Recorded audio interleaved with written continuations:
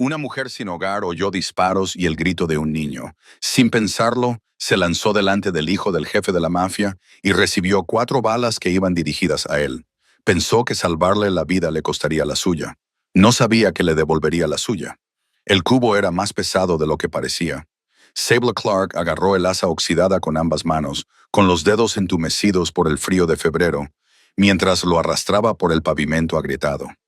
3 días de lluvia habían convertido su remolque en una pesadilla llena de goteras. Y ahora estaba vaciando el 4.º cubo de la noche en el desagüe pluvial cerca de la planta de procesamiento de pescado abandonada. Llevaba 8 meses viviendo en los muelles de Brooklyn. El tiempo suficiente para saber qué contenedores del transporte tenían huecos por los que podía colarse cuando el viento se volvía brutal. El tiempo suficiente para reconocer el sonido de los diferentes motores. Camiones de reparto al amanecer. Coches patrulla después de medianoche. El ocasional propietario de un yate que volvía tambaleándose de las fiestas de Manhattan, pero el sub negro que dobló la esquina a toda velocidad a las 11:47 p.m. era diferente. Sable se quedó paralizada, con el cubo aún en la mano, mientras el vehículo derrapaba hasta detenerse a 30 pies de distancia. La puerta trasera se abrió de golpe antes de que las ruedas dejaran de girar. Salió un hombre alto, de hombros anchos, que se movía con una determinación que hacía que todo a su alrededor pareciera lento. Incluso en la oscuridad, Sable podía ver las líneas entalladas de su abrigo, el brillo de sus zapatos caros salpicando ahora los charcos. «¡Muavite!», gritó dentro del vehículo. Una pequeña figura salió tambaleándose. Un niño, de unos 10 años, con una chaqueta fina empapada. El hombre, su padre, se dio cuenta Sable, agarró al niño por el hombro y lo empujó hacia el extremo del asiento trasero. Fue entonces cuando Sable vio el terror en el rostro del niño. Debería haberse dado la vuelta. Debería haber dejado caer el cubo y desaparecido entre las sombras entre los contenedores, como había aprendido a hacer. En 8 meses en las calles, la primera regla la había mantenido con vida. No te involucres. Los ojos del niño se encontraron con los suyos por un segundo. Abiertos, suplicantes, perdidos. Entonces, la noche estalló. Los faros brillaron desde la dirección opuesta. Otro vehículo. No. 2 de ellos derrapando para formar un bloqueo. Puertas abriéndose. El sonido agudo e inconfundible del metal deslizándose contra el metal. Armas. Mateo Yu. El padre rugió, tratando de proteger a su hijo. Pero fue demasiado lento. Todo fue demasiado lento. El cuerpo de Sable se movió antes de que su cerebro se diera cuenta. El antiguo entrenamiento, enterrado bajo meses de hambre y desesperación, de repente cobró sentido con una claridad cristalina. Ella había sido paramédica. Sabía exactamente cuánto tiempo tardaba una bala en recorrer 9 metros. También sabía cuánto tiempo tardaba en morir. Sus piernas corrieron por el cemento mojado. El cubo traqueteó detrás de ella, olvidado. Los hombres armados gritaban. No podía oír las palabras, solo ruido, y el padre buscaba algo en su abrigo, y el niño gritaba, y nada de eso importaba porque Sable ya se había lanzado. Se estrelló contra el niño como un jugador de fútbol americano, rodeando con sus brazos su pequeño cuerpo y girando su cuerpo para amortiguar el impacto contra el marco de la puerta del todoterreno. El grito del niño se cortó cuando el aire salió de sus pulmones. La primera bala le dio en el omóplato izquierdo. Sintió como si alguien le hubiera dado un golpe con un bate de béisbol en la espalda, una fuerza contundente que se propagó en ondas de choque. Se oyó jadear, pero sus brazos se tensaron instintivamente alrededor del niño. La segunda bala le dio más abajo, justo encima de la columna vertebral. La tercera le atravesó el hombro derecho. La cuarta no sintió dónde le dio. Todo se volvió blanco y distante al mismo tiempo. Sable era consciente de que se estaba derrumbando, de que arrastraba al niño con ella, de que le acurrucaba la cabeza contra su pecho, tal y como le habían enseñado a proteger a un bebé durante un accidente de coche. Era consciente de que se oían más disparos, ahora mucho más fuertes, procedentes de diferentes direcciones. Era consciente de la respiración aterrorizada del niño contra su clavícula. Era consciente de que aún respiraba. Mateo, la voz del padre, desesperada y aguda. Pasos gritando, manos agarrándola, tratando de alejarla del niño. No, se oyó susurrar a Sable. Comprueba primero cómo está él. Comprueba primero cómo está el niño. Entonces alguien le soltó los brazos y el frío pavimento se posó contra su mejilla y el mundo se inclinó hacia un lado, lo que significaba que el shock estaba haciendo efecto. Lo había visto cientos de veces en otras personas. Era curioso lo diferente que se sentía desde dentro. La cara del padre apareció sobre ella, iluminada por los faros del todoterreno. Por un momento, sus miradas se cruzaron y Sable vio algo que no esperaba. Una incomprensión total. La miraba como si fuera un rompecabezas escrito en un idioma que nunca había aprendido. ¿Quién eres?, le preguntó. ¿Quién te ha enviado? Sable intentó responder, pero su boca no le respondía. Los bordes de su visión se oscurecían, borrosos en las esquinas como una fotografía antigua. Lo último que oyó antes de que todo se volviera negro fue la voz del niño, pequeña y entrecortada. Papá, ella me ha salvado, la señora me ha salvado. Y luego, nada. Johnny Falcone había matado a su primer hombre a los 19 años. Había ordenado ejecuciones, orquestado traiciones y construido un imperio sobre los huesos de todos los que habían sido lo suficientemente estúpidos como para desafiarlo. En los 30 años que llevaba al frente de la familia Falcone, había aprendido a no confiar en nadie, a cuestionarlo todo y a no mostrar nunca, jamás, debilidad. Pero en ese momento, mientras arrastraba a una mujer sin hogar inconsciente y a su hijo sollozante por la entrada lateral de un almacén del muelle, Johnny Falcone no tenía ni idea de qué demonios estaba pasando. «¡Cierra todo!», le gritó a Marco, su jefe de seguridad, que ya estaba dando órdenes por teléfono. «Quiero que cubran todos los puntos de acceso. Nadie entra ni sale sin mi permiso». El almacén se había convertido en un refugio seguro hacía 3 años. Paredes reforzadas, suministros médicos, armas suficientes para iniciar una pequeña guerra. Johnny dejó a Mateo en un sofá de cuero y luego se volvió hacia la mujer que se desangraba sobre su costosa alfombra persa, por los agujeros en su espalda, por las balas destinadas a un hijo. «Pon a Castellano al teléfono», espetó Johnny. «Dile que lo necesitamos aquí hace 5 minutos». El doctor Castellano era el cirujano personal de la familia. Discreto y caro. Pero incluso mientras Marco marcaba el número, la mente de Johnny daba vueltas a la imposibilidad de lo que acababa de presenciar. El ataque no había sido aleatorio.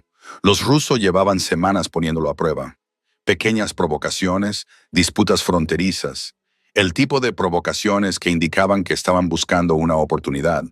Utilizar a Mateo para sacarlo de quicio era exactamente su estilo. Brutal, eficaz. Lo que no formaba parte de ningún plan que él conociera era que una mujer sin hogar se suicidara de un disparo. El jefe Tommy, uno de sus guardias más jóvenes, se acercó a la puerta. «¿Qué hacemos con ella?» «Manténla con vida», dijo Johnny secamente, «y averigua quién es. ¿Crees que es ruso?», preguntó Marco, presionando una gasa contra la herida más grave de la mujer. Johnny la miró fijamente. 30 y tantos años, tal vez. Rostro demacrado, del tipo de delgadez que proviene de las comidas perdidas, no de los gimnasios. Llevaba varias capas de ropa que no combinaban entre sí. 2 chaquetas, una con la manga sujeta con cinta adhesiva. Sus botas estaban unidas con cordones enrollados alrededor de las suelas. Nada en ella indicaba que fuera una agente profesional. Los rusos no contratan a gente que parece dormir en contenedores de basura, dijo Johnny lentamente. Compruébala de todos modos. Mientras Tommy y otro guardia la cacheaban, Johnny se volvió hacia su hijo. Mateo estaba sentado rígido en el sofá, con ambas manos agarrando la chaqueta rota de la mujer. De alguna manera, la había agarrado durante el caos. Los ojos oscuros del niño eran enormes en su pálido rostro y seguían cada movimiento de la habitación. Mateo Johnny mantuvo la voz tranquila. ¿Estás herido? El niño negó con la cabeza. Habla. No. Papá salió apenas por encima de un susurro. Johnny se agachó frente a él, ignorando la sangre. La de ella, no la de ellos, que había empapado su propio abrigo. Escúchame. Lo que pasó esta noche no fue culpa tuya. ¿Lo entiendes? Los que hicieron esto están muertos o huyendo, pero pagarán por ello. La mirada de Mateo volvió a posarse en la mujer que yacía en el suelo. Se interpuso delante de mí. Lo sé. No nos conocía. Simplemente se interpuso. Johnny no supo qué responder. En su mundo, cada acción tenía un motivo. Cada sacrificio tenía un precio. La gente no se interponía delante de las balas por desconocidos. Y desde luego no lo hacían por el hijo de un hombre que se había pasado décadas haciendo enemigos. Jefe, Tommy levantó algo pequeño. Encontré esto en su bota. Era una tarjeta plastificada, pero desgastada por los bordes, parcialmente deslaminada por el daño causado por el agua. Johnny la cogió y la inclinó hacia la luz. Certificado de técnico de emergencias médicas del estado de Nueva York. Nombre, Sable Clark. Caduca el 15 de abril de 2023. Casi 2 años caducada. La foto mostraba a la misma mujer, pero más sana, con el rostro más redondeado, los ojos claros y el pelo recogido de forma profesional. Sonreía. Una paramédica, dijo Marco, leyendo por encima de su hombro. Eso explica lo de saltar sobre las balas. Probablemente solo sea instinto. Pero Johnny se quedó atascado en la fecha de caducidad. 2 años. ¿Qué había pasado en 2 años para que alguien pasara de ser una salvadora certificada a vivir en una caravana junto al puerto? La puerta se abrió de golpe. El doctor Castellano entró corriendo. La bolsa médica ya estaba abierta. ¿Dónde está? ¿Dónde está Mateo? No él, dijo Johnny. Ella. Castellano parpadeó al ver a la mujer en el suelo, luego a Johnny y luego de nuevo a la mujer. Ella no es familia. Recibió 4 balas por mi hijo. Eso la convierte en algo. La voz de Johnny bajó a un tono que ponía fin a las discusiones. Sálvala. Mientras el médico se ponía manos a la obra, el teléfono de Johnny vibró. Se alejó, sin perder de vista a Mateo. Habla, dijo al teléfono. Jefe, tenemos a 2 de los tiradores. Era ese que llamaba desde el lugar de la emboscada. Ambos son del equipo de Russo, los demás se han dispersado, pero los estamos rastreando. Quiero a todos muertos antes del amanecer, dijo Johnny en voz baja. Y ese averigua si sabían lo de la mujer. Si esto fue una trampa, jefe, interrumpió ese, hay algo más. Hemos recuperado las imágenes de seguridad de las cámaras del muelle. Esa mujer lleva meses viviendo en una caravana cerca del muelle 7. Es muy reservada, no recibe visitas, no tiene contactos, nada. No es nadie. Johnny miró a Sable Clark, inconsciente y sangrando sobre su alfombra, mientras su cirujano personal trabajaba frenéticamente para mantenerla con vida. Nadie, una don nadie que acababa de salvar la vida de su hijo sin dudarlo, sin saber quiénes eran, sin ninguna esperanza de recompensa. Detrás de él, la vocecita de Mateo rompió el silencio. Se pondrá bien, ¿verdad, papá? Johnny Falcone había construido un imperio basado en la certeza, en el control, en conocer todos los ángulos antes de que nadie más viera el juego. Por primera vez en 30 años, no tenía ni idea de qué decir. 23 minutos. Ese era el tiempo que, según el doctor Castellano, le quedaba a Sable Clark antes de desangrarse por completo, incluso con su trabajo de emergencia. El almacén refugio tenía suministros, pero no un quirófano. No el equipo necesario para extraer 4 balas y tratar el tipo de daño interno que éstas habían causado.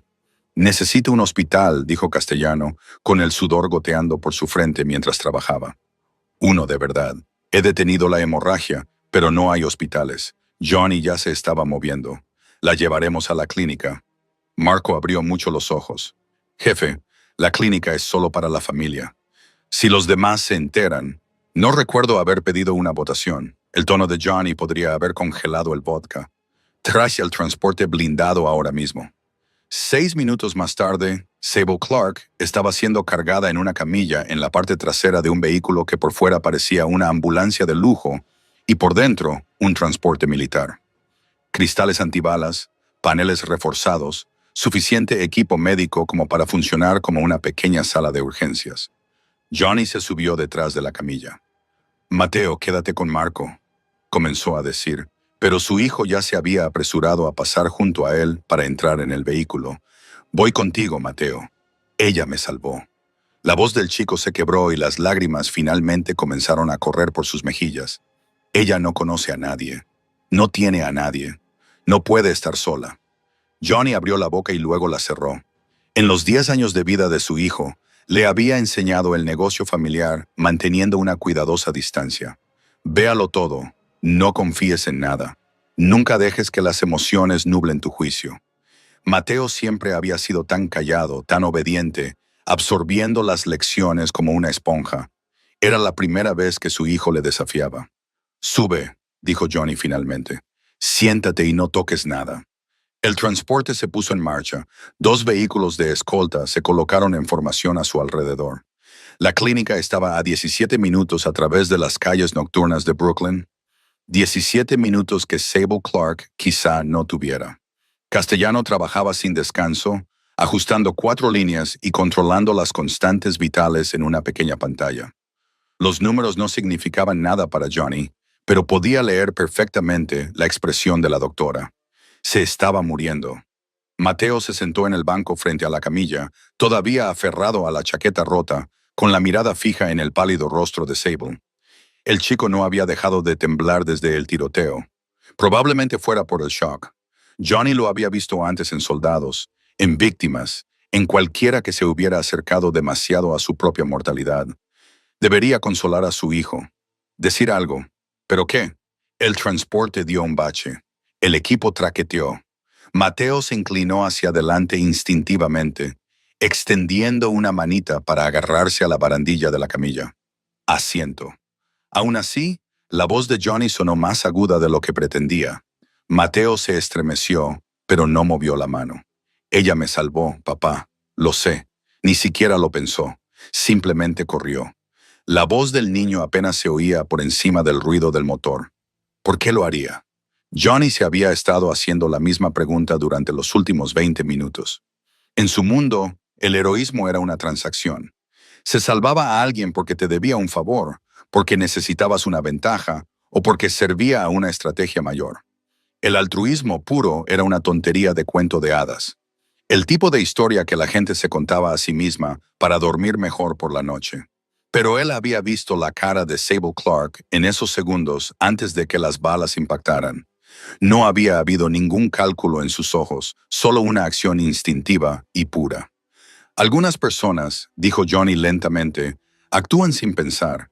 Tú siempre me dices que piense primero, pero ella no pensó. Y me salvó. Mateo levantó la vista, con sus ojos oscuros tan parecidos a los de su madre, buscando el rostro de su padre. Así que tal vez pensar no siempre es lo correcto.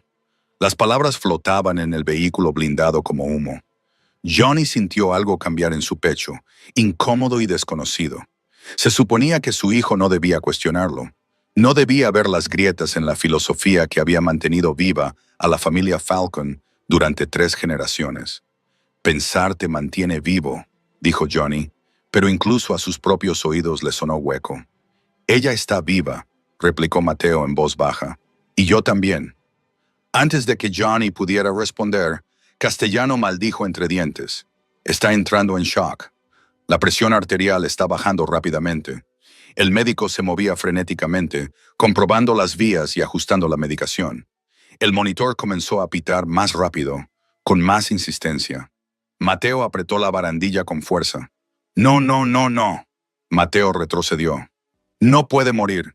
La voz del chico se elevó hasta convertirse en un grito. No puede morir por mi culpa. Johnny agarró a su hijo por los hombros y lo apartó de la camilla. Esto no es culpa tuya. ¿Me oyes? Nada de esto. Entonces, ¿de quién es? Mateo se retorció entre sus brazos, con lágrimas en los ojos. ¿De quién es, papá? De los que nos dispararon. De ti por ser quien eres. De ella por estar en el lugar equivocado. ¿A quién culpo cuando la señora que me salvó la vida muere delante de mí? La pregunta golpeó a Johnny como un golpe físico. Su hijo de 10 años, acababa de articular algo que él había tardado décadas en enterrar bajo capas de justificaciones y males necesarios. En su mundo, todos eran culpables, lo que significaba que todos eran inocentes, lo que significaba que nada importaba excepto el poder. Pero al ver el rostro angustiado de Mateo ante la muerte de Sable Clark en la camilla, Johnny ya no podía creerlo.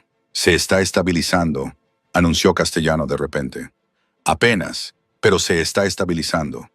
Mateo se desplomó contra su padre, con sollozos agotados sacudiendo su pequeño cuerpo. Johnny lo rodeó con un brazo, manteniendo la otra mano firme en la manija de la puerta. Afuera, las luces de Brooklyn se veían borrosas. Adentro, nadie hablaba. La clínica aún estaba a 9 minutos. La clínica existía en los planos como un lujoso spa y centro de bienestar debajo del Hotel Meridian. El Departamento de Planificación Urbana lo había aprobado hacía 8 años, sin hacer demasiadas preguntas, principalmente porque Johnny se había asegurado de untar las manos adecuadas y de que los inspectores adecuados miraran para otro lado. En realidad, era un centro quirúrgico totalmente equipado con una tecnología que haría llorar de envidia a la mayoría de los administradores de hospitales. El transporte descendió al garaje subterráneo por una entrada privada. En cuestión de segundos, un equipo quirúrgico llevó a Sable Clark en silla de ruedas hacia el quirófano. Castellano corrió a su lado, recitando términos médicos que no significaban nada para Johnny, pero que lo eran todo para los médicos y enfermeras reunidos. Señor, tendrá que esperar dentro. Una enfermera intentó guiarlo hacia la sala de espera. Johnny se limitó a mirarla. Ella dio un paso atrás.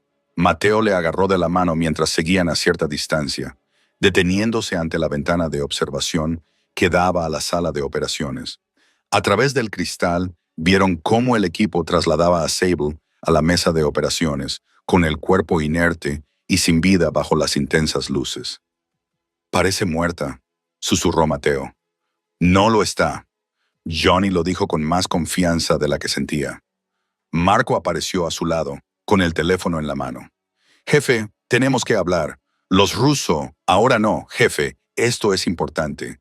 Afirman que no tuvieron nada que ver con el ataque». El propio Beto llamó. Le dije, «Ahora no». La voz de Johnny tenía suficiente fuerza como para hacer que Marco diera un paso atrás. Pero Tommy siguió adelante de todos modos. Más joven, más estúpido y aparentemente suicida. «Jefe, los chicos están haciendo preguntas sobre ella. Creen que podría ser una infiltrada, una trampa preparada desde hace tiempo. Una trampa». Johnny se giró lentamente. «¿Crees que los rusos infiltraron a una mujer sin hogar en los muelles hace 8 meses por si acaso pasaba por allí con mi hijo? ¿Crees que la entrenaron para recibir 4 balazos como parte de un elaborado plan?» La cara de Tommy se tensó. «Solo digo lo que ellos dicen. Entonces son unos idiotas». Johnny miró hacia atrás a través de la ventana. El equipo quirúrgico había cortado la ropa de Sable, revelando un mapa de viejas cicatrices en su torso y brazos. No eran las líneas limpias de las cicatrices quirúrgicas. Estas eran irregulares, violentas, del tipo que provienen de accidentes o algo peor. Una de las enfermeras levantó algo pequeño y llamó a Castellano. El médico lo tomó, lo examinó y luego miró hacia la ventana de observación. No podía ver a través del cristal unidireccional, pero levantó el objeto de todos modos. Era una tarjeta, la misma certificación de paramédico que habían encontrado en su bota. Castellano le dijo algo a la enfermera, quien asintió y salió de la habitación. Un minuto después, apareció en la puerta de la ventana de observación. Doctor Castellano me pidió que le informara. Dijo con cautela que la paciente tiene lesiones antiguas extensas compatibles con un traumatismo grave. Encontró la certificación pegada dentro de su bota con esparadrapo. Cree que la guardaba como recuerdo de quién era antes. Las palabras se posaron sobre el pequeño grupo como polvo. Un recuerdo de quién era antes. Johnny volvió a pensar en la fecha de caducidad. 2 años. No se pasa de ser paramédico certificado a vagabundo en 2 años sin que ocurra algo catastrófico. Un accidente, una adicción, una pérdida tan profunda que lo destrozó todo. «Jefe», dijo Marco en voz baja, «si no es una infiltrada, si realmente no es nadie, entonces tenemos un problema diferente, y es que todas las familias de Nueva York se enterarán esta noche. Una vagabunda recibió una bala por su hijo. Querrán saber por qué la trajo aquí. ¿Por qué estás utilizando los recursos de la familia para una desconocida?» Marco hizo una pausa. Lo verán como una debilidad. Johnny observaba a través del cristal cómo el equipo quirúrgico trabajaba con precisión sincronizada. Las manos de Castellano se movían con firmeza, extrayendo la primera bala con movimientos cuidadosos. Debilidad. Toda su vida se había basado en lo contrario, en ser más duro, más frío, más despiadado que los demás. Cuando murió su padre, las otras familias esperaban que el imperio se derrumbara. En cambio, Johnny había consolidado su poder en 6 meses, eliminando a sus rivales y absorbiendo sus territorios con eficiencia quirúrgica. Había hecho que el nombre de Falcon volviera a significar algo: miedo. Pero allí de pie, viendo a los médicos luchar por salvar a una mujer que se había interpuesto entre las balas y un niño al que no conocía, Johnny sintió algo que no había experimentado en décadas: vergüenza. «Que piensen lo que quieran», dijo finalmente. «Ella recibió las balas destinadas a mi hijo. Le debemos una». La palabra «oh» pareció absorber todo el oxígeno del pasillo. Marco y Tommy intercambiaron miradas. En 30 años, ninguno de ellos había oído a Johnny Falcon admitir que le debía algo a alguien. El jefe Marco comenzó con cautela. «No le debemos nada a los civiles. Así no es como funciona esto». Johnny se volvió hacia él. «Entonces, ¿cómo funciona, Marco? Explícamelo, porque desde mi punto de vista, mi hijo está vivo porque una mujer que no tenía nada decidió que su vida valía más que la de ella. Así que dime, ¿cuál es el protocolo de la familia para eso?» Marco abrió la boca y luego la cerró. No había ningún protocolo. Nunca había sido necesario. En el quirófano, Castellano extrajo la segunda bala, la sostuvo a contraluz, la examinó y luego la dejó caer en una bandeja metálica con un sonido que resonó en el altavoz de observación.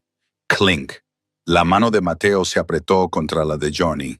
«Papá, ¿la señora se enfadará cuando se despierte?» ¿Por qué se iba a enfadar? Porque ahora está atrapada con nosotros. La voz del niño era débil, y nosotros damos miedo.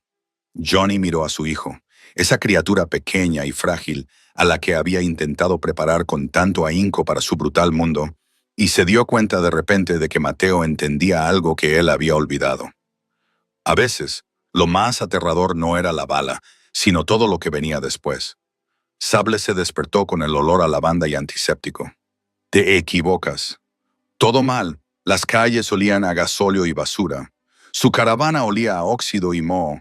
En ningún lugar de su mundo olía a detergente caro y productos de limpieza de hospital. Intentó incorporarse. Su cuerpo gritó, en protesta, un dolor agudo y ardiente que irradiaba desde la espalda y los hombros. Jadeó y cayó hacia atrás contra unas almohadas demasiado blandas, demasiado limpias. «Tranquila», dijo una voz femenina, profesional y tranquila. «Te han operado de urgencia para extraerte las balas. Tienes que permanecer inmóvil». Sable abrió los ojos de golpe. El techo sobre ella era de color crema, liso, con luces empotradas que no parpadeaban. Las paredes eran de color azul pálido. El equipo médico emitía un suave pitido junto a la cama. Pero no era una habitación de hospital. Demasiado bonita, demasiado silenciosa, demasiado peligrosa. Una enfermera estaba junto a la mesita, comprobando algo en un monitor. Llevaba bata, pero parecía cara. Todo parecía caro. «¿Dónde estoy?», preguntó Sable con voz ronca. «En una clínica privada. Estás a salvo. A salvo». Esa palabra le oprimía el pecho a Sable. Había aprendido por las malas que «a salvo» solía ser una mentira que la gente decía justo antes de que las cosas empeoraran. Giró la cabeza, ignorando el dolor, y buscó con la mirada las salidas de la habitación. Una puerta, sin ventanas, una cámara en la esquina, una luz roja parpadeando. Entonces vio al chico. Estaba dormido en un sillón de cuero junto a su cama, con la cabeza inclinada en un ángulo incómodo y el pelo oscuro cayéndole sobre la frente. El mismo chico del muelle, el de los ojos aterrorizados, el que ella había protegido con su cuerpo. Los recuerdos volvieron en fragmentos: el chirrido de los neumáticos, los disparos, la sensación de las balas atravesándole la espalda. Recordó cómo se había lanzado. Recordó el pequeño cuerpo del chico debajo del suyo. Recordó haber pensado una y otra vez, como una plegaria, que solo era un niño. Recordó el rostro del hombre. El padre. «Tengo que irme». Sable intentó incorporarse de nuevo. Y esta vez no se detuvo a pesar del dolor. «Tengo que hacerlo, señora. No puede». La enfermera intentó alcanzarla. «No me toque». La formación de paramédico de Sable se impuso y superó el dolor. Sabía exactamente cuánto daño podía hacerse a sí misma al moverse. También sabía que quedarse allí, donde quiera que fuera, la mataría. Había visto la cara del padre, el abrigo caro, la forma en que los otros hombres le habían cedido el paso, la violencia casual en sus movimientos. Había pasado 8 meses en las calles aprendiendo a reconocer el peligro, y ese hombre era una señal de advertencia andante. La gente como él no dejaba vivir a los testigos. La puerta se abrió. Sable giró la cabeza hacia ella, con todos los músculos tensos. El hombre entró, el mismo de los muelles, ahora con un traje diferente, gris carbón, perfectamente entallado. Sus ojos oscuros recorrieron la habitación, se posaron en ella y se detuvieron. «¿Estás despierta?», dijo. No es una pregunta. La mano de Sable encontró el cable de 4 hilos. Podía arrancarlo y usar el soporte como arma si fuera necesario. Por sí misma. Quizás 10 segundos para la señorita Clark. Su voz era tranquila, mesurada. «No eres una prisionera aquí. Entonces puedo irme. Apenas puedes sentarte». Eso no es una respuesta. Algo brilló en su expresión. Sorpresa, tal vez. Probablemente la gente no le hablaba así. Se acercó y Sable se tensó, pero se detuvo a una distancia prudente, respetando los límites. Eso fue inesperado. «Me llamo Johnny Falcone», dijo. «Hace 4 noches le salvó la vida a mi hijo». 4 noches. Ella había estado inconsciente durante 4 días. Los ojos de Sable volvieron a posarse en el niño dormido. En la penumbra parecía tener menos de 10 años, vulnerable. Tenía las manos debajo de la mejilla y había un peluche, un osito, encajado entre él y el brazo de la silla. «No se ha ido», continuó Johnny. «Las enfermeras trajeron una cama adecuada. Él la rechazó. Dijo que necesitaba estar en esa silla cuando usted despertara. ¿Por qué? Porque tiene 10 años y vio cómo usted recibía 4 balas que iban dirigidas a él y está aterrorizado de que usted muera y sea culpa suya». La voz de Johnny se mantuvo tranquila, pero algo debajo de ella no lo estaba. Los niños procesan el trauma de forma diferente a nosotros. Sable lo sabía. Había tratado casos pediátricos y había visto cómo los niños interiorizan cosas que destrozarían a los adultos. Pero oírlo de este hombre claramente peligroso, le parecía surrealista. «No lo hice por gratitud», dijo finalmente. «Oí gritar a un niño, reaccioné. Todo lo demás vino después». Johnny la miró fijamente durante un largo rato. «¿Eres paramédica? ¿Tu certificación ha caducado?» Sable apretó la mandíbula. «Ya no soy nada. No soy VD. Por eso tengo que irme antes de que quien te disparó descubra que estoy viva y venga a buscarme para chantajearme». «No lo harán. No puedes saberlo». «Yo sí». Su tono transmitía absoluta certeza. «Los hombres que nos atacaron están muertos. Todos ellos. La familia que los envió ha sido eliminada. Tú no eres un objetivo». Sable quería creerle, pero había dejado de creer en la seguridad hacía 2 años. La noche en que el conductor ebrio cruzó la línea central y convirtió toda su vida en escombros. «Salvaste a mi hijo», dijo Johnny en voz baja. «¿Por qué?». La pregunta quedó suspendida entre ellos. Sable podía ver que él realmente no lo entendía. En su mundo, aparentemente la gente no actuaba sin intereses, sin motivos ocultos. «Oí gritar a un niño», repitió ella, con la respiración entrecortada. Todo lo demás vino después. En la silla, Mateo se movió. Abrió los ojos, desenfocados y somnolientos. Luego encontraron su rostro. «¿Estás despierta?», susurró. A pesar de todo, del dolor, del miedo, de la absoluta certeza de que quedarse allí era un error, Sable sintió que algo se rompía en su pecho. «Sí», dijo en voz baja, «estoy despierta». El rostro del chico se transformó. Alivio puro y sin complicaciones, como el amanecer. Y Sable se dio cuenta con creciente temor de que marcharse acababa de volverse mucho más difícil.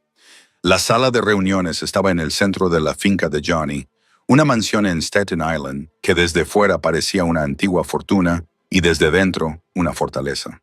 Paredes reforzadas, habitaciones de pánico, vigilancia suficiente para controlar una pequeña ciudad. Johnny se sentó a la cabecera de una larga mesa de caoba. 6 de sus lugartenientes más fieles Se sentaron a ambos lados.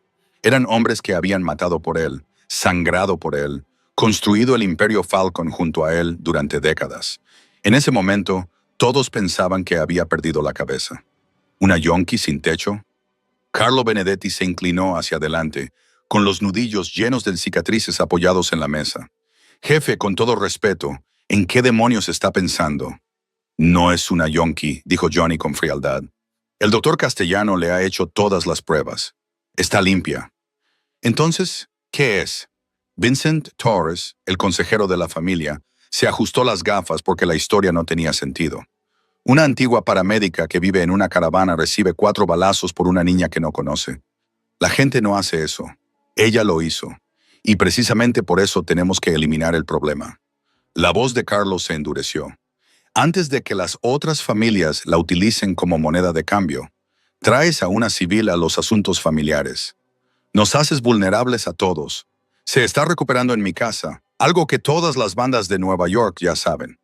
Carlos dio un golpe en la mesa. Los rusos ya están difundiendo rumores.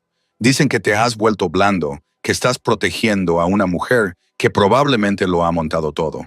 Los rusos no están en posición de difundir nada. La voz de Johnny bajó al tono peligroso que solía poner fin a las discusiones. ¿O es que has olvidado que eliminamos toda su estructura de mando hace 3 días? A eso me refiero. Vincent sacó una carpeta y la deslizó por la mesa. Eliminamos a 15 de los suyos en represalia. Hemos iniciado una guerra por esta mujer y ahora la estás alojando como si fuera de la familia. Jefe, llevo 20 años contigo. Nunca he cuestionado tu criterio, pero esto... Se cayó, pero la insinuación era evidente. Esto es un suicidio. Sal Grimaldi, jefe de sus operaciones de drogas, tomó la palabra. ¿Y si simplemente la trasladamos? La instalamos en un lugar agradable, lejos. Nos aseguramos de que esté cómoda, pero sin conexión con nosotros. De esa manera. No, jefe. Ella recibió las balas que él debería haber recibido.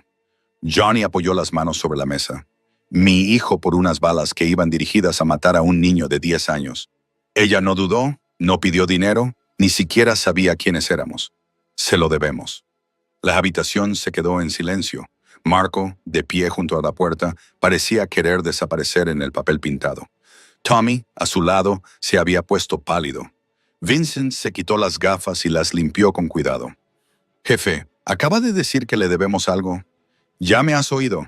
En 30 años, dijo Vincent lentamente, nunca te había oído usar esa palabra para referirte a alguien ajeno a la familia. Entonces ya es hora. Carlos se levantó bruscamente, haciendo que la silla rozara el mármol. Esto es una locura. Somos la familia Falcon.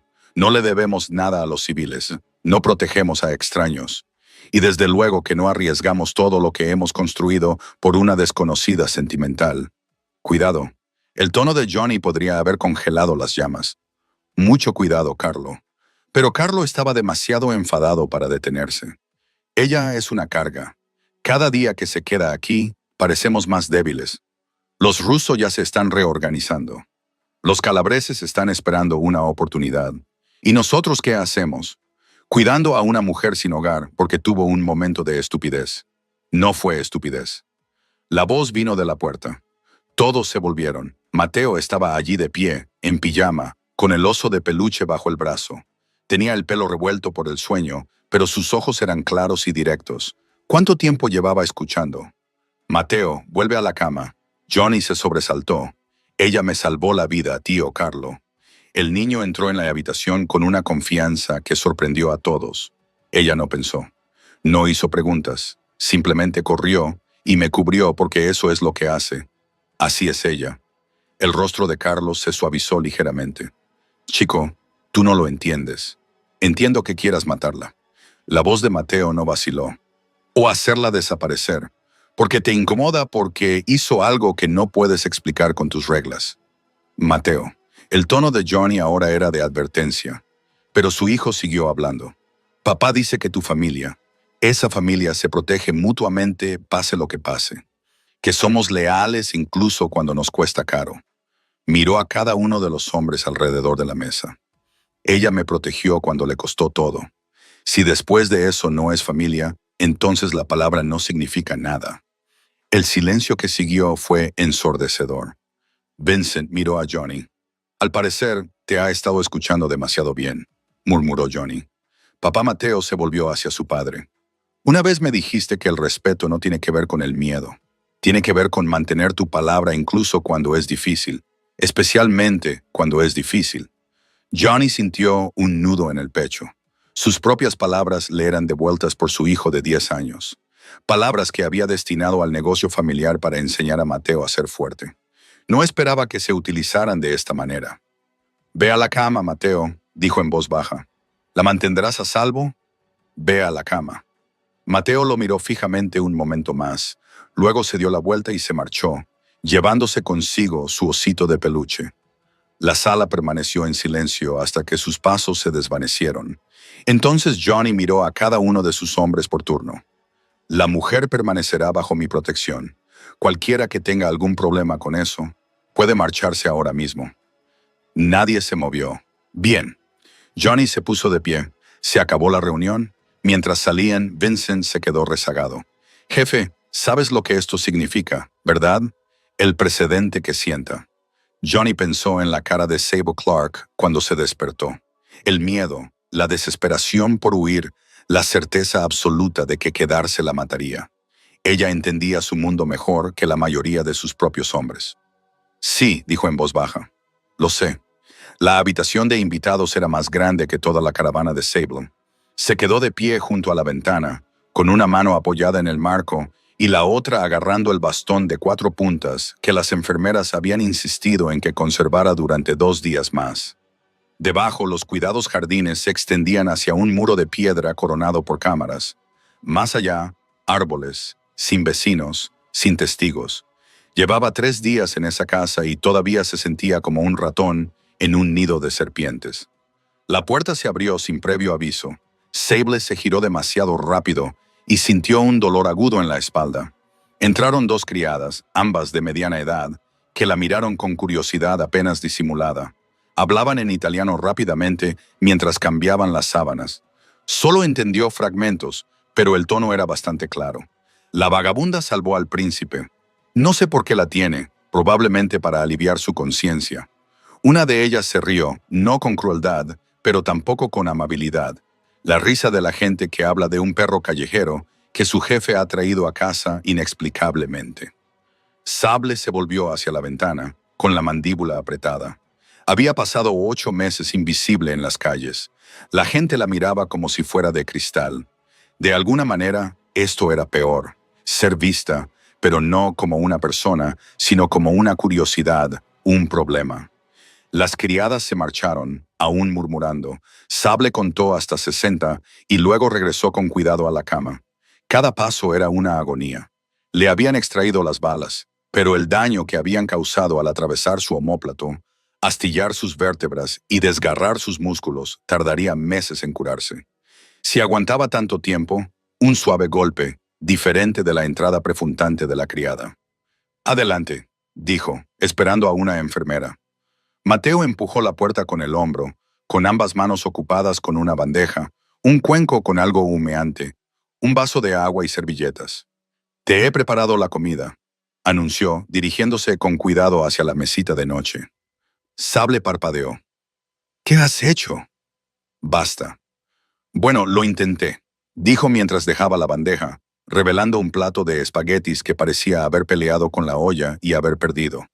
Los fideos estaban demasiado cocidos y pegados entre sí. La salsa era más sopa que salsa, y todo tenía el atractivo estético de una escena del crimen. El cocinero quería hacerlo, continuó Mateo, sin mirarla a los ojos. Pero le dije, no, me has salvado la vida, así que yo debería prepararte la comida. Eso es lo que hace la gente, ¿no? Algo en el pecho de Sable se rompió un poco más. Sí, dijo en voz baja. ¿O es lo que hace la gente? Mateo finalmente la miró con ansiedad. ¿Está bien? Nunca he hecho pasta antes. Papá dice, tenemos gente para eso, pero quería intentarlo. Sable cogió el tenedor, enrolló unos espaguetis con esfuerzo y dio un bocado. Estaba horrible. Poco salado, demasiado cocido. La salsa sabía como si viniera directamente de un bote sin nada añadido. Está perfecto, mintió. Su rostro se iluminó como si le hubiera dado el mundo. Acercó la silla y se acomodó con las piernas recogidas debajo de él. Durante un momento, se limitó a observarla comer, en silencio. ¿Te dolió? Sable se detuvo. Probablemente los médicos le habían advertido que no hiciera preguntas como esa.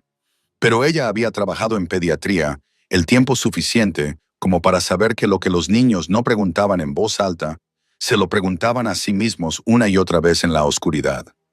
Sí, respondió con sinceridad. Me dolió mucho. Lo siento. No lo sientas. Yo decidí correr. ¿Tenías miedo? Su voz era ahora más débil. Sable dejó el tenedor y lo miró a los ojos, aterrorizada. Pero lo hiciste de todos modos. Ser valiente no significa no tener miedo. Significa tener miedo y hacerlo de todos modos. Mateo asimiló esta reflexión. Papá dice que el miedo es debilidad. Tu papá nunca ha sido paramédico. Sable sonrió levemente. El miedo es información. Te dice cuándo algo importa. ¿Eso significa que tenías miedo porque yo importaba? La pregunta, tan sincera y directa, la impactó más de lo que esperaba. Eres un niño. Los niños siempre importan. Incluso si no los conoces, especialmente entonces. Mateo se recostó, pensando. Entonces las criadas te llaman la vagabunda. Las oí.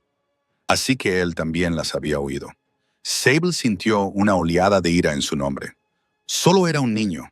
No debería tener que oír a la gente hablar así de los demás en su propia casa. No pasa nada, dijo ella. Me han llamado cosas peores. Sí pasa. Apretó la mandíbula de una forma que le recordó incómodamente a su padre. No eres una vagabunda. Eres... Se quedó callado buscando las palabras. ¿Qué soy? Preguntó Sable con delicadeza. No lo sé, respondió él frustrado. La gente de papá da miedo. Hablan de respeto y lealtad, pero no creo que sepan lo que significan esas palabras. No de verdad, y tú sí. Sé que eres la única persona que me ha protegido sin que le pagaran por ello. Sus ojos eran demasiado viejos para su rostro. Todos los demás, los guardias, los conductores, incluso papá, lo hacen porque es su trabajo, o porque soy su hijo. Pero tú no lo sabías. No te importaba nada de eso. Sable no supo qué responder, porque él tenía razón. En ese instante en el muelle, ella no había visto al hijo de un jefe de la mafia. Había visto a un niño aterrorizado. Tu padre está tratando de mantenerme a salvo, dijo ella finalmente. Papá está tratando de pagar una deuda. La voz de Mateo no contenía ningún juicio, solo una observación. Eso es diferente, ¿no? Creo que sí, dijo él, levantándose y alisándose la camisa. Pero tal vez, si te quedas el tiempo suficiente, no lo será. Se marchó antes de que ella pudiera responder, cerrando la puerta con cuidado y en silencio. Sable miró la horrible pasta, ahora fría. Entonces, a pesar de todo, del dolor, del miedo, de la absoluta certeza de que quedarse allí era un error, cogió el tenedor y se lo comió todo. El ataque se produjo a las 2:47 de la madrugada de un martes.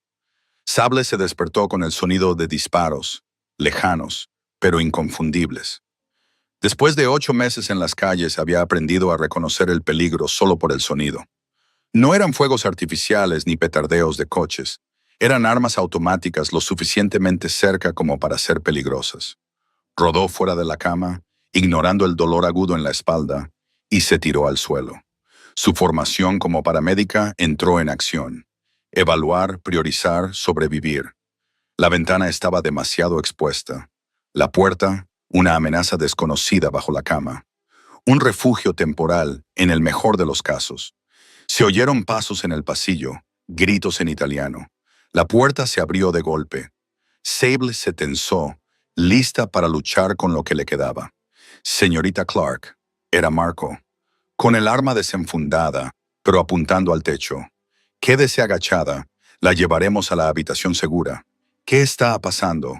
Hay enemigos en el perímetro. Ahora muévase. 2 guardias más flanquearon la puerta mientras Marco la levantaba. Ella tropezó.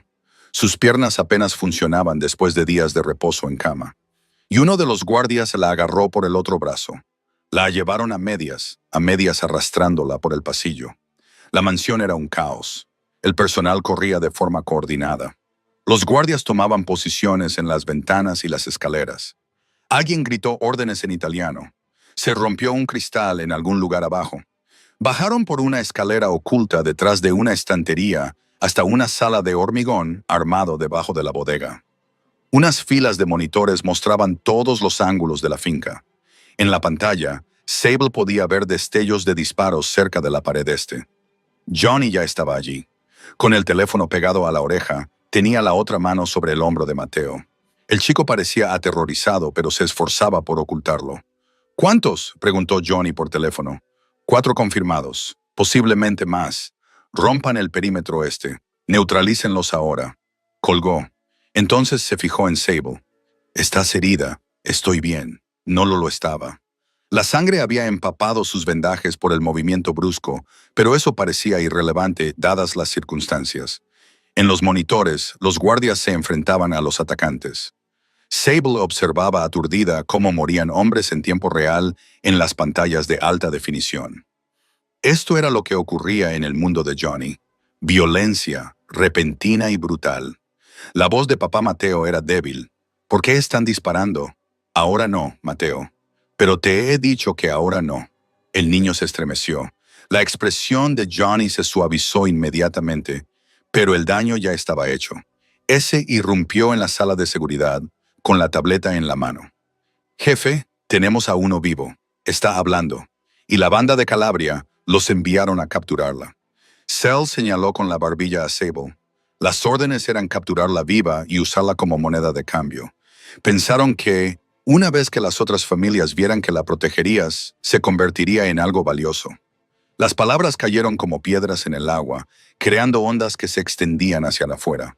Sable sintió que la habitación se inclinaba. «¿Qué soy?» «Tu moneda de cambio». La voz de Johnny era monótona. «No pueden llegar a mí directamente, así que van a por cualquiera a quien yo haya mostrado interés en proteger». «Es lo habitual, yo no». La respiración de Sable se aceleró. «Yo no quería esto. Yo no pedí nada de esto». «Lo sé. Entonces déjame ir». Su voz se quebró. «Desapareceré. Soy buena en eso. Llevo 2 años haciéndolo. Solo déjame marchar y no tendrán motivos para hacerlo. Ya conocen tu rostro». Johnny se volvió hacia ella. «¿Tu nombre? ¿Dónde trabajabas? ¿Dónde naciste? Toda tu historia. En el momento en que te traje aquí, te hiciste visible. Huir no cambiará eso». Sable se desplomó contra la pared, con las piernas temblorosas. El frío hormigón presionaba su espalda. La cruda realidad atravesó su conmoción. Había pasado 8 meses haciéndose invisible. 8 meses fuera del radar, evitando las cámaras, convirtiéndose en un fantasma en su propia ciudad. Todo ello se desvaneció en un momento instintivo en los muelles. «Solo quería ayudar», susurró. «Era un niño. Estaba asustado. Solo...» Su voz se quebró. 2 años de control cuidadosamente mantenido se hicieron añicos como cristal. El conductor ebrio que había matado a su compañero y destruido su carrera. La investigación que la culpó por estar emocionalmente comprometida. La espiral hacia la indigencia cuando nadie quería contratar a una paramédica que se había paralizado en un momento crítico. 8 meses de hambre y frío, desapareciendo poco a poco.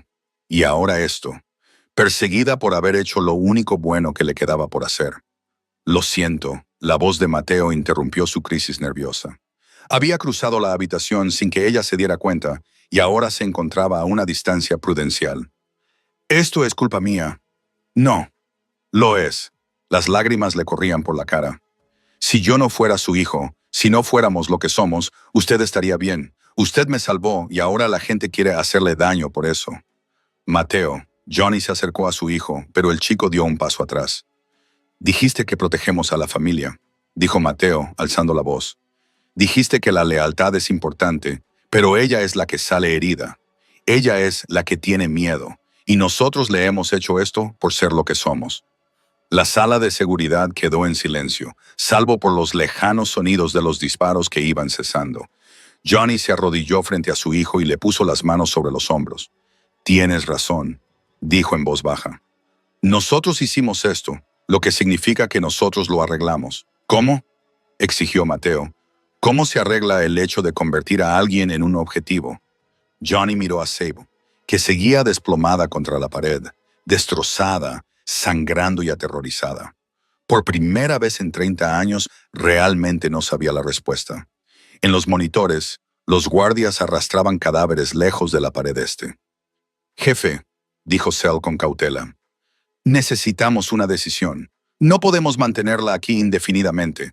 No es seguro para nadie». «Lo sé», dijo Johnny. Pero al observar a Sable, esta mujer que no había pedido nada y lo había perdido todo, se dio cuenta de que todas las soluciones en su mundo implicaban violencia o abandono. Y ninguna de las dos cosas le parecía ya correcta. A la mañana siguiente del ataque, Johnny encontró a Sable en el jardín. Estaba sentada en un banco de piedra, con la espalda rígida a pesar del evidente dolor, mirando fijamente a la nada. Las vendas visibles por encima del cuello de la camisa prestada estaban manchadas de sangre fresca. No había dormido. Se notaba por las ojeras que tenía debajo de los ojos. «Deberías descansar», le dijo. «Debería irme». Su voz sonaba hueca. «Pero tus guardias no me dejan pasar la puerta principal para protegerte». «No». Ella se volvió para mirarlo, y el vacío de sus ojos era peor que la ira. «Para ti, ahora soy un lastre. Mantenerme recluida es controlar los daños». Johnny se sentó en el banco, manteniendo una distancia prudente. «No estás del todo equivocada. Al menos eres sincera». Se quedaron sentados en silencio. Los pájaros cantaban en los árboles. El jardín olía a rosas y a hierba recién cortada. Podría haber sido un lugar tranquilo si no fuera por los guardias apostados en cada esquina. Recordatorios visibles de que aquello era una fortaleza, no un hogar.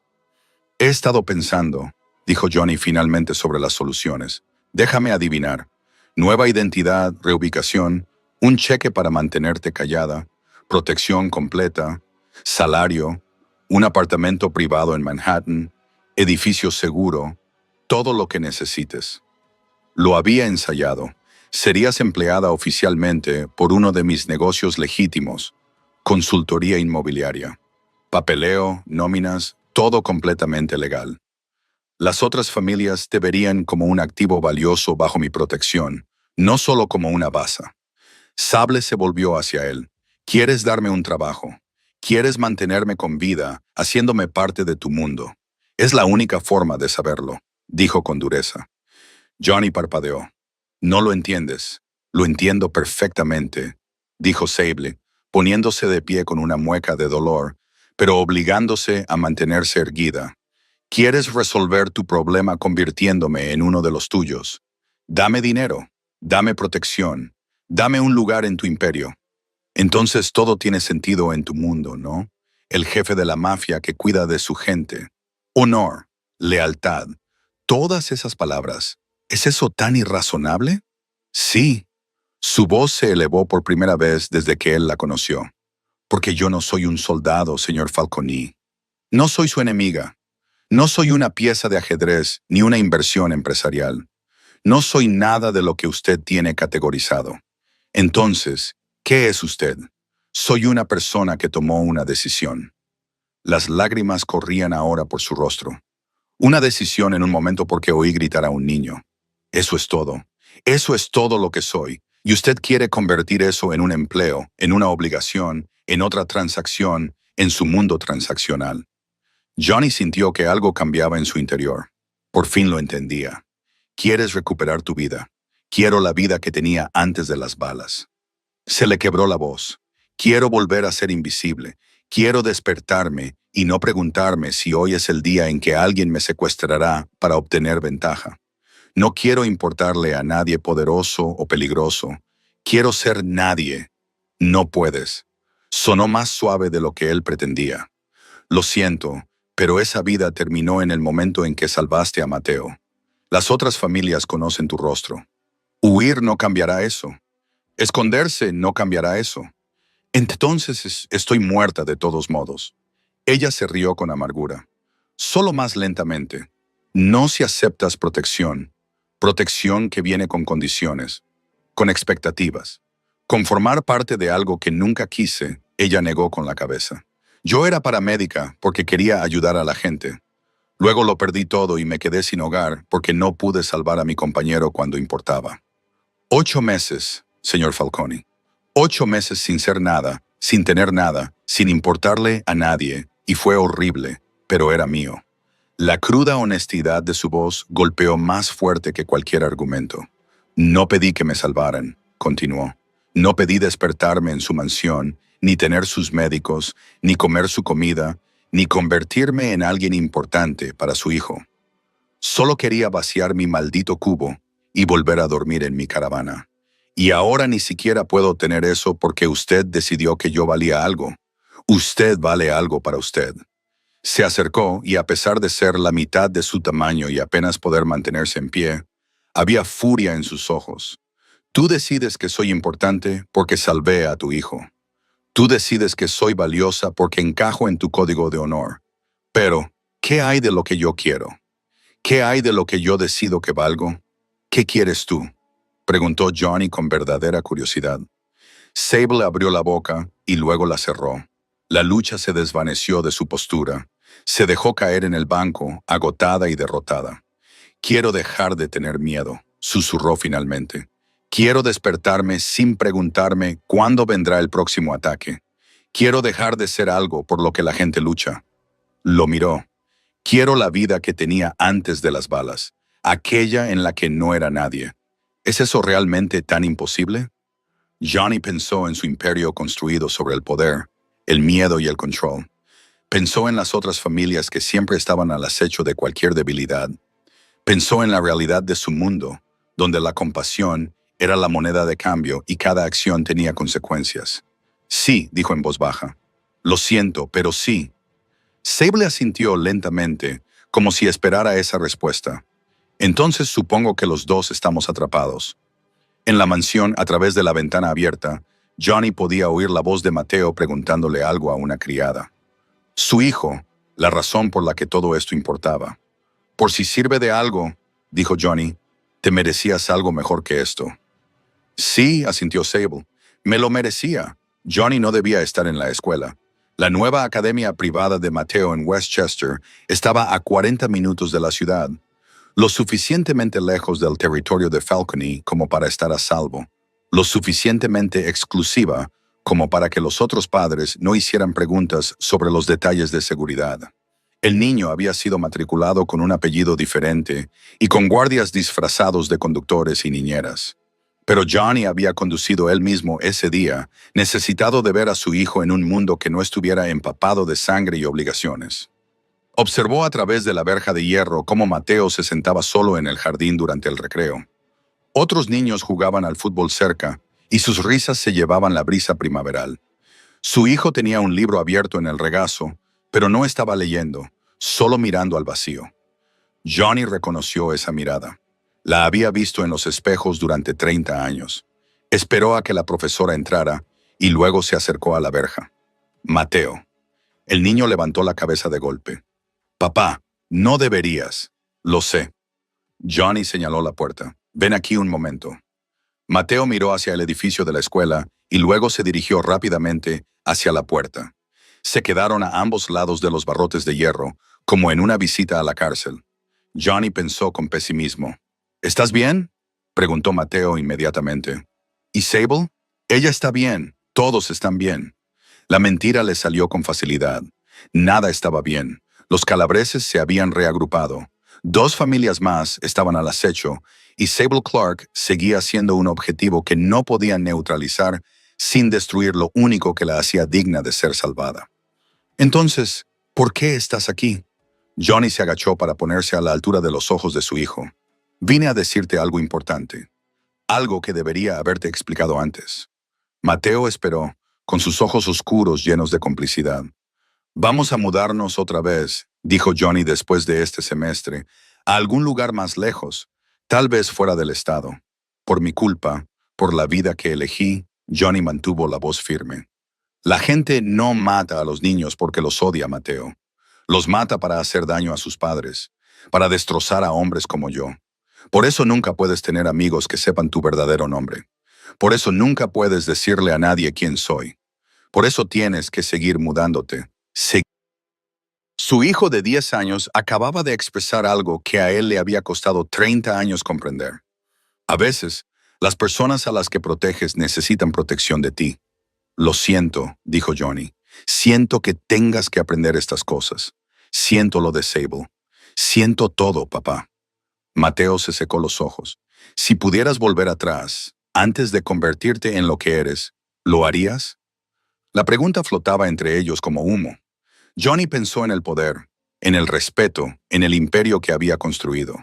Luego pensó en los ojos vacíos de Sable Clark esa mañana, en su hijo solo en el patio del colegio, en una esposa que había elegido huir en lugar del amor. Sí, susurró, que Dios me ayude. Sí. Un profesor llamó desde el edificio. El recreo estaba terminando. Tengo que irme, dijo Mateo. Lo sé. Johnny se puso de pie.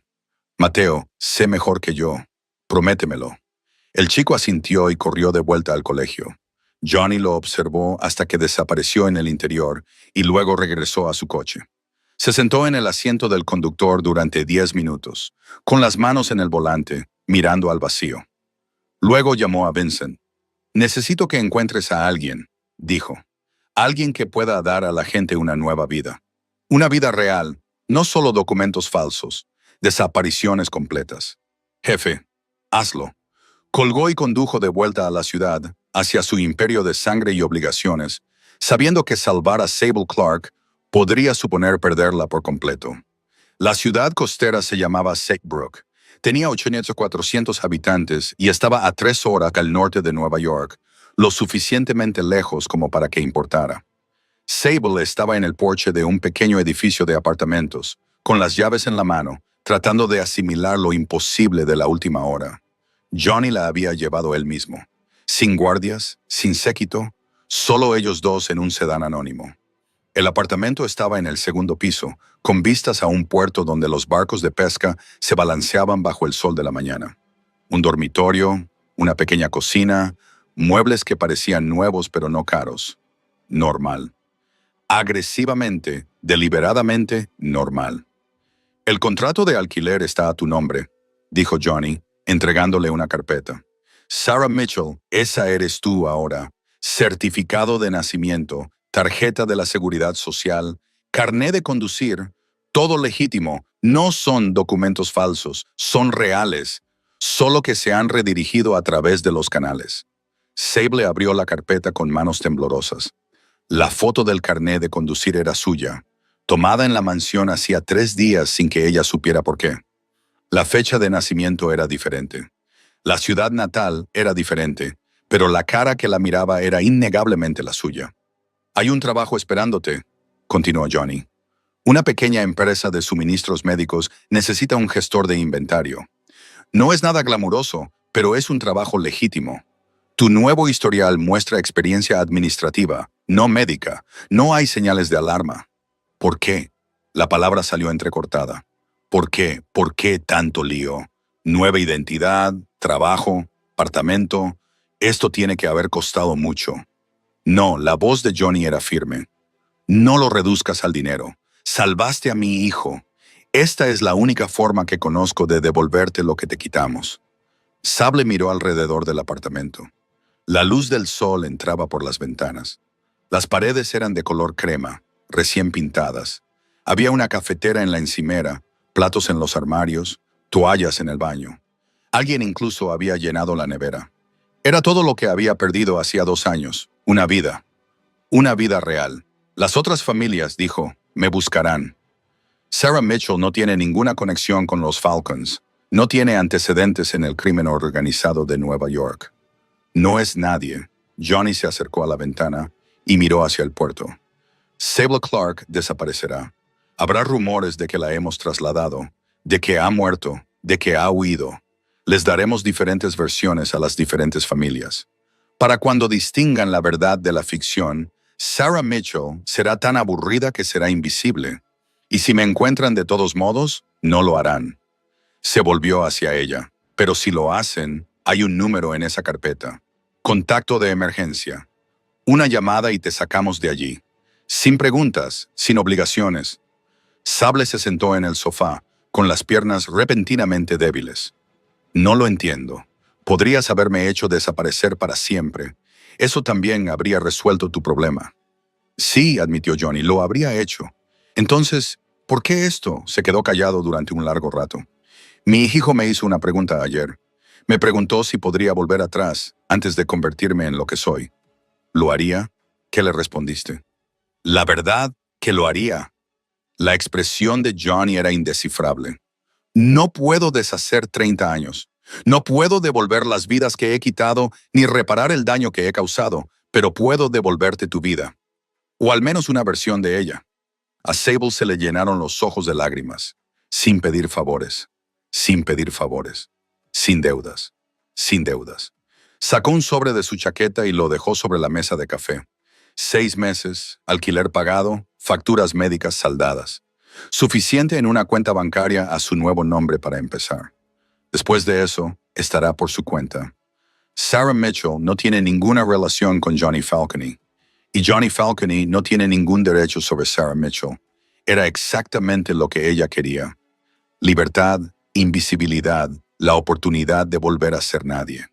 Entonces, ¿por qué sentía que había perdido algo? Se oyeron pasos en la escalera exterior. Sable se tensó, pero Johnny levantó una mano. No pasa nada. La puerta se abrió de golpe. Mateo entró corriendo, sin aliento, todavía con el uniforme del colegio puesto. Detrás de él, Marco esperaba en la puerta, con aire arrepentido. Insistió. Marco le dijo a Johnny, tenía que verte antes de que te fueras. Mateo se acercó a Sable y sacó algo de su mochila. Te he hecho esto. Era un dibujo cuidadosamente coloreado con rotuladores. 2 figuras, una mujer y un niño, rodeadas de estrellas garabateadas en la parte inferior con una letra cuidada. Gracias por ser valiente. Matthew, la voz de Sable se quebró. Papá dice, te vas a un lugar seguro donde podrás tener una vida normal. El niño tenía los ojos enrojecidos. Eso está bien, te mereces una vida normal. Pero quería que supieras que me costó encontrar las palabras, que lo que hiciste siempre fue importante para mí. Sable lo abrazó con cuidado, consciente de que su espalda aún se estaba curando. Él se aferró a ella como si fuera lo último sólido en un mundo cambiante. Eres un buen chico, le susurró. No dejes que nadie te diga lo contrario. ¿Volveré a verte? Ella quería mentir, quería prometerle visitas y llamadas telefónicas y todas las cosas normales, pero esa no era su realidad. No lo sé, dijo con sinceridad, pero pensaré en ti y en esa horrible pasta que me preparaste. Mateo se rió entre lágrimas. Estaba bastante mala. Era la peor y la mejor, dijo ella, apartándose y poniéndole las manos en los hombros. Voy a aprender a nadar, dijo él de repente.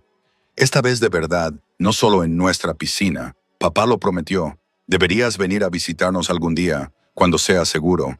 Podríamos ir a la playa. Sable esbozó una sonrisa entre lágrimas.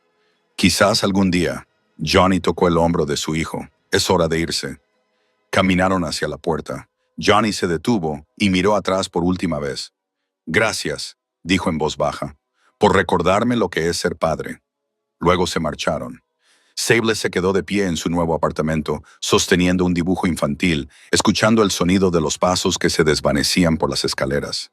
Afuera, las gaviotas gritaban sobre el puerto. Un sonido normal en una ciudad normal para una persona normal llamada Sarah Mitchell. Era libre. Entonces, ¿por qué le dolía tanto? Los muelles tenían un aspecto diferente a la luz del día.